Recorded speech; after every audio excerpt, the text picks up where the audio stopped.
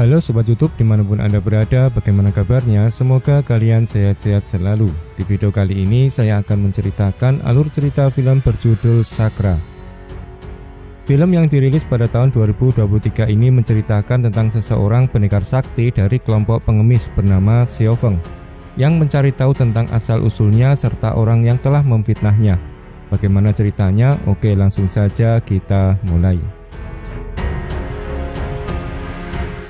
Di awal film diperlihatkan sepasang suami istri sedang menemukan bayi di depan rumah mereka. Lalu mereka berdua mengasuhnya dan memberi nama Xiao Feng. Hingga kemudian Xiao Feng tumbuh menjadi remaja yang baik dan patuh kepada orang tuanya. Xiao Feng yang kini beranjak remaja dibawa orang tuanya ke kuil Shaolin agar bisa berlatih kungfu. Hingga akhirnya Xiao Feng tumbuh menjadi pendekar yang sangat hebat. Hingga suatu hari wakil kepala sekte Kaipang bernama Ma Dayuan melihat kehebatan Xiao Feng dalam memberantas perampok, lalu menjadikan Xiao Feng sebagai ketua sekte Kaipang. Beberapa tahun kemudian ketika Xiao Feng sedang menikmati minuman di sebuah kafe, ia melihat seorang biksu bersama pasukannya sedang menculik seorang bernama Duan Yu yang akan dijadikan persembahan di makam Wurong Bo. Xiao Feng yang mengetahui hal itu langsung menghampiri sang biksu dan berkata kalau seharusnya seorang biksu itu memiliki sifat belas kasih, bukan malah mengurung orang di dalam kandang. Xiao Feng memberikan tawaran kepada sang biksu bahwa ia akan membayar semua makanannya, tetapi sebagai gantinya pemuda itu harus dilepaskan. Namun ternyata biksu itu menolak tawaran Xiao Feng, lalu memerintahkan anggotanya untuk menyerang Xiao Feng.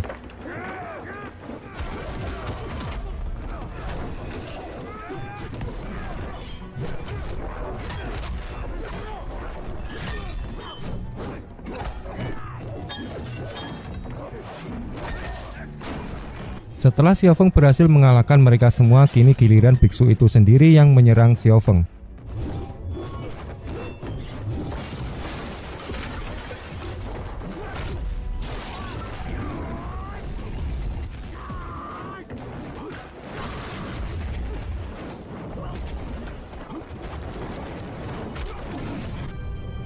Akhirnya biksu itu berhasil dikalahkan Xiao Feng dengan jurus 18 tapak naga.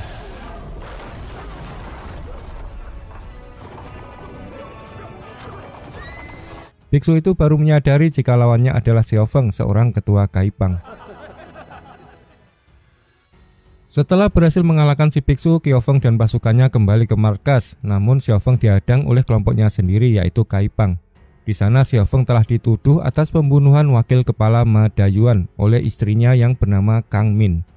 Ditambah lagi Kang Min memberikan sebuah surat yang memberitahukan kalau Xiao Feng ternyata berasal dari keturunan bangsa Khitan, yang mana bangsa Khitan adalah musuh bebuyutan dari bangsa Song, yaitu sekte Kaipang itu sendiri.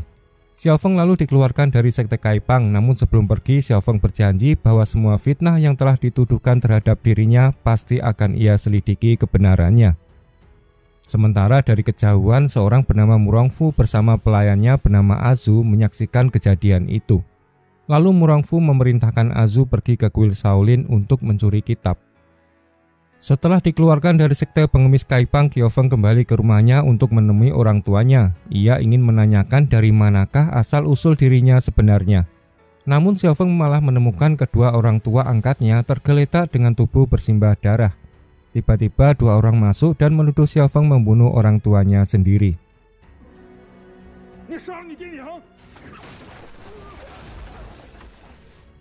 Karena tidak mendapat jawaban dari orang tuanya, Xiao Feng pergi menemui ketua Shaolin. Di kuil Shaolin terlihat ketua Shaolin sedang terluka parah, namun ia tidak mau menyebutkan siapa yang telah melukainya. Setelah para biksu pergi, Xiao Feng mulai masuk untuk menanyakan asal-usul dirinya yang sebenarnya, apakah dari bangsa Song atau bangsa Khitan. Namun belum sempat mendapat jawaban, tiba-tiba Xiao Feng melihat gurunya terjatuh dan meninggal dunia.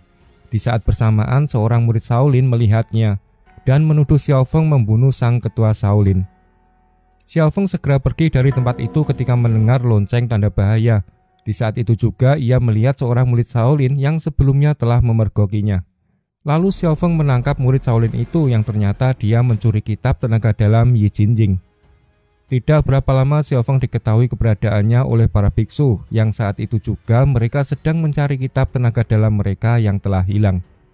Salah seorang dari biksu itu mengatakan bahwa ia melihat Xiaofeng membunuh orang tua angkatnya, sehingga tuduhan kepada Xiaofeng sebagai pembunuh dan pengkhianat semakin kuat. Lalu tiba-tiba Xiaofeng diserang oleh salah seorang biksu dengan jurus tapak besi. Xiaofeng berhasil menahan serangan sang biksu, tetapi tidak bagi pencuri yang bersamanya.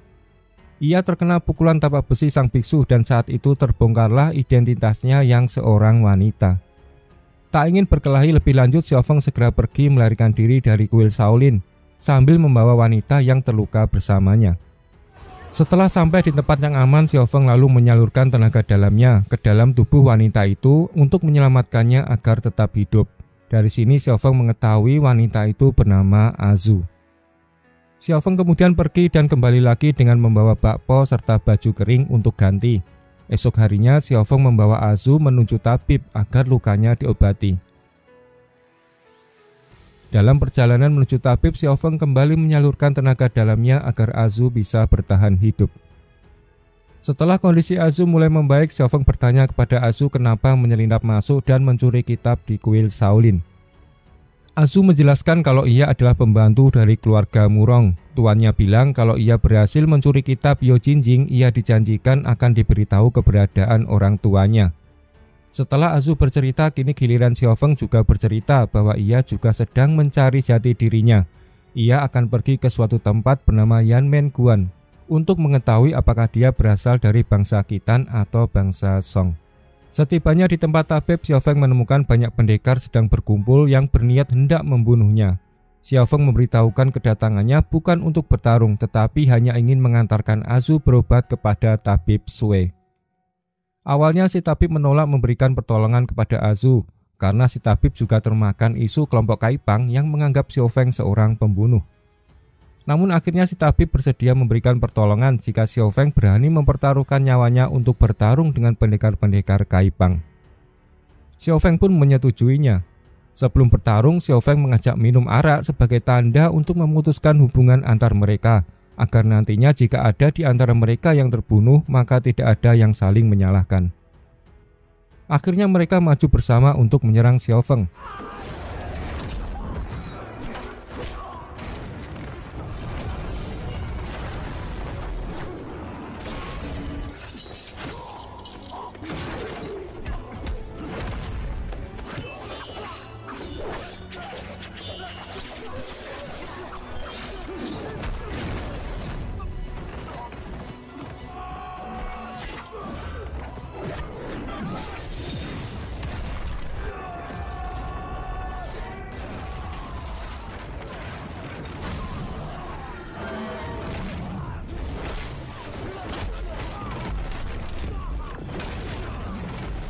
Di tengah pertarungan, di saat Xiaofeng terluka parah, muncullah sosok misterius yang menyelamatkannya dan membawanya pergi.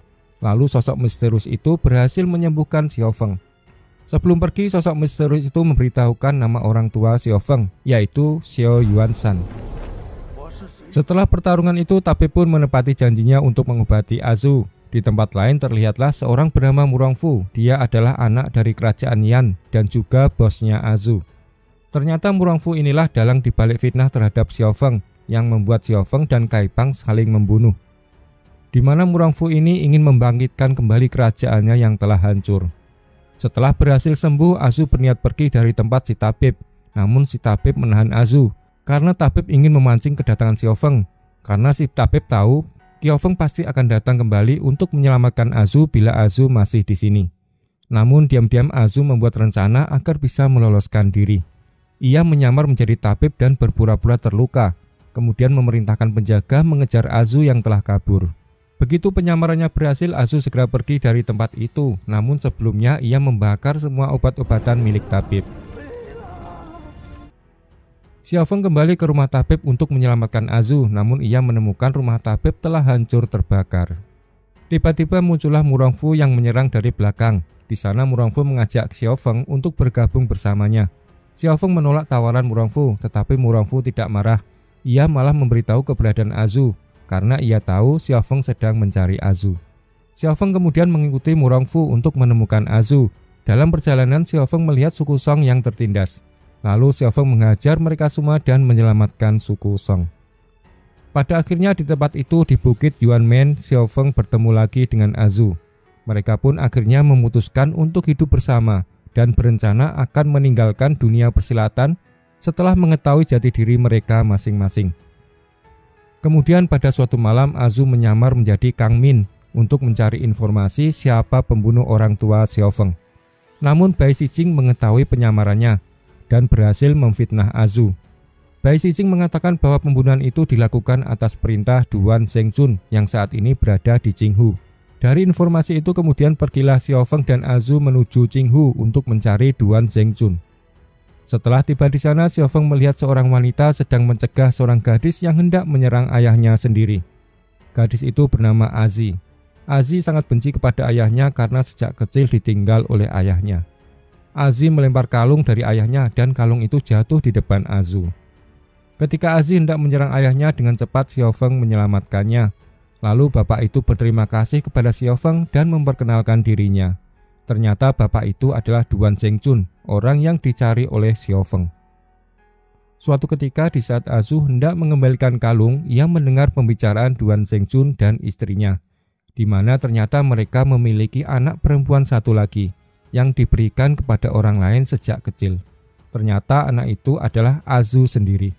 Tiba-tiba Azi muncul dan menyerang ayahnya lagi karena saking benci kepada ayahnya, namun ibunya menghalanginya.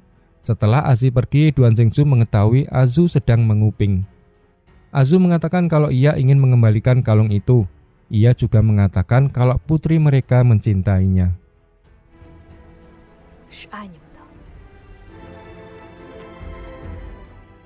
Malam hari Azu menemui Qiufeng. Ia merasa bahagia bisa bersamanya. Namun di sisi lain ia merasa sedih karena Xiaofeng akan membunuh Duan Zhengzun yang tak lain adalah ayahnya. Azu kemudian menyamar menjadi Duan Zhengzun. Ia memohon kepada Xiaofeng untuk melupakan permusuhan itu. Namun Xiaofeng yang sudah terlanjur emosi tingkat tinggi mengeluarkan jurus 18 tapak naganya dan seketika itu Azu terpencal jatuh ke dalam danau. Begitu melihat penyamaran Azu terlepas, Xiaofeng segera menyelamatkan Azu dan membawanya ke tepi. Dalam keadaan sekarat, Azu meminta maaf kepada Xiaofeng. Ia terpaksa melakukan ini karena ia tidak bisa membiarkan Xiaofeng membunuh Duan Zhengzun yang ternyata adalah ayahnya. Setelah kematian Azu, Duan Zhengzun menceritakan yang sebenarnya, bahwa bukan dia yang membunuh wakil ketua Ma dan bukan dia juga yang menulis surat itu. Akhirnya Xiaofeng tahu jika Bai Xijing dan Kang Min lah orang yang menghasutnya. Mereka bersama Murongfu berkonspirasi membuat kekacauan di sekte Kaipang.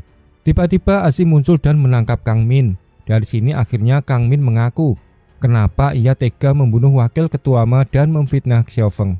Ia menyimpan dendam dengan Kaipang karena sejak usia 14 tahun ia diculik wakil kepala Ma Dayuan dan hidupnya hancur di tangan orang-orang Kaipang. Dan dari situ dengan berbekal kecantikan wajahnya, ia berusaha menundukkan semua pria. Azi yang merasa kesal melemparkan bubuk beracun ke wajah Kang Min supaya rusak wajahnya. Tiba-tiba Murongfu dan pasukannya muncul dan menyerang mereka semua. Pada akhirnya Bai Xijing dan Kang Min tewas di tangan Murongfu.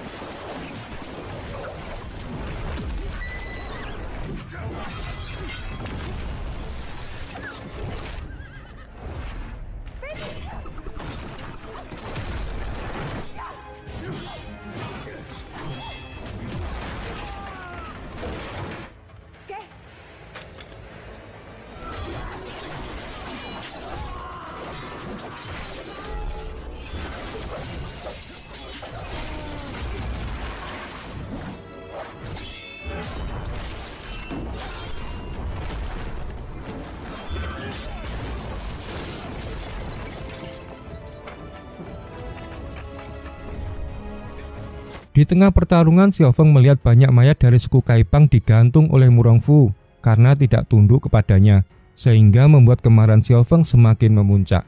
Dan akhirnya Xiaofeng mengeluarkan jurus andalannya yang membuat Murongfu lemah tak berdaya.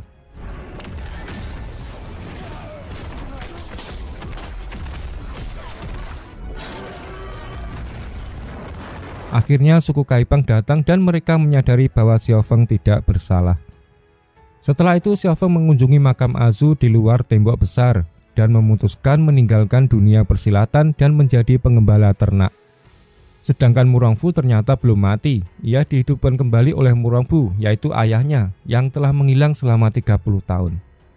Di akhir cerita kita diperlihatkan ayah Xiaofeng, yaitu Xiao Yuanshan, berada di Bukit Yuanmen, sedang mengenang kejadian 30 tahun yang lalu, di mana saat itu ia diserang oleh pasukan yang dipimpin Murongbu. Istrinya tewas dan ia meninggalkan putranya Xiaofeng di tepi jurang. Ia juga yang membunuh orang tua asuh anaknya dan ketua Shaolin. Namun tiba-tiba Murongbu muncul kembali dan mereka saling berhadapan. Lalu cerita selesai. Oke teman-teman, sekian alur cerita film Sakra. Jangan lupa subscribe dan nantikan alur cerita film lainnya di channel ini. Sampai jumpa.